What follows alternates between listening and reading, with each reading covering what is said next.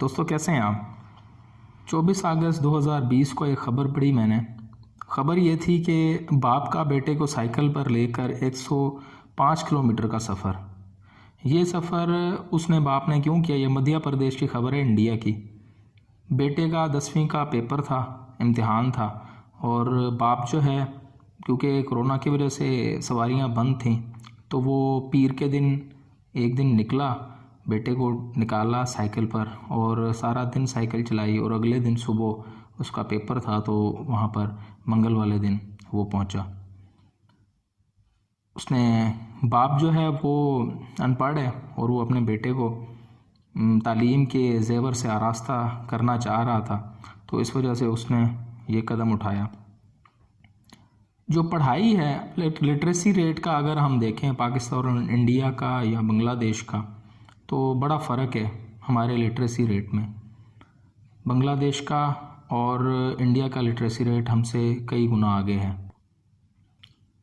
अगली ख़बर की तरफ आते हैं। एक ख़बर मैंने देखी वो कि चीन जो है उसके पास 3,400 अरब डॉलर का ज़र मुबादला है और दुनिया में पहले नंबर पर 3,400 अरब ज़र मुबादला रखने वाला पहला मुल्क है चीन।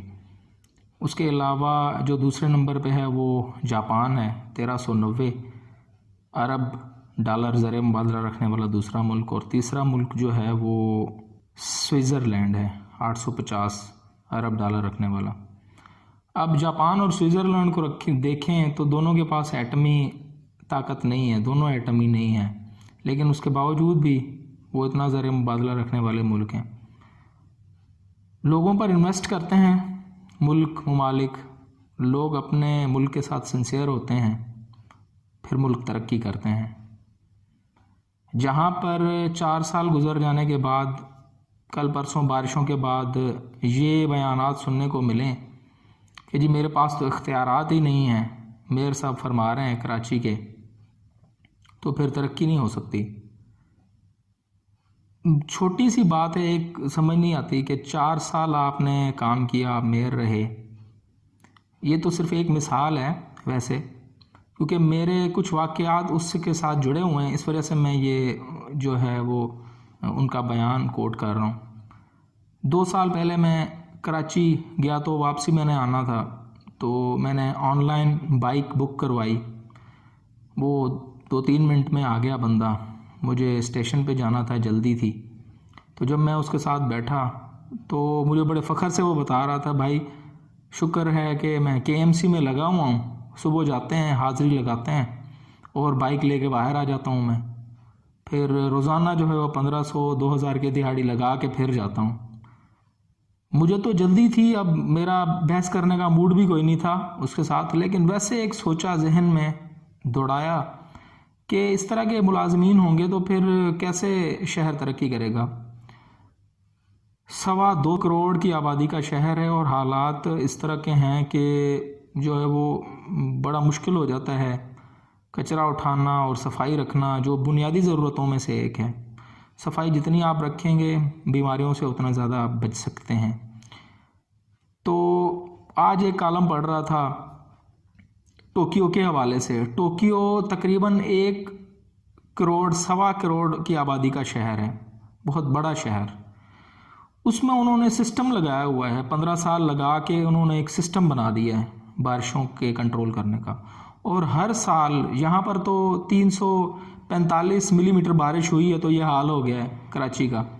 तो टोक्यो में हर साल जो है 1500 मिलीमीटर बारिश होती है। वहाँ पर आप वो सिस्टम देखें तो वो ऐसे लगता है कि निहायत बेहतरीन सिस्टम, और उसी पानी को वो क्या कहते हैं, रिसाइकल करते हैं और उसको हार्वेस्टिंग के लिए यूज़ करते हैं।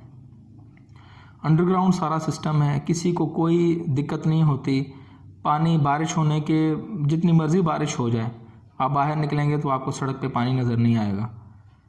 चलो, हम उतना बेहतरीन सिस्टम तो शायद मुश्किल हो बनाने के लिए, लेकिन हम अगर नालों की अच्छे तरीके से सफाई कर लेते तो शायद इतना नुकसान ना होता।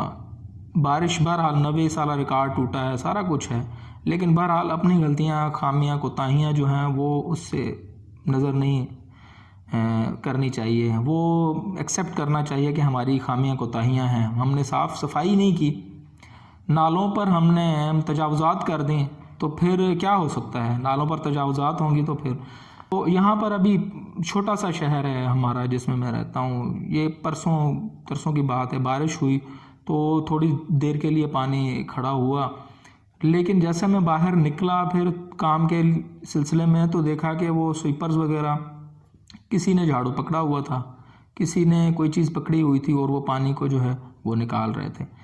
ये कमिटमेंट होती है, आपके जो वर्कर्स होते हैं उनको आपने सिखाना होता है, उनको बावर करवाना होता है कि आपने काम करना है। ये नहीं है कि हालांकि वो भी रोज़ाना सुबह सफाई करते हैं और शाम का टाइम था वो, लेकिन शाम के टाइम में भी वो बारिश हो रही थी तो उसको निकालने की वो कोशिश कर।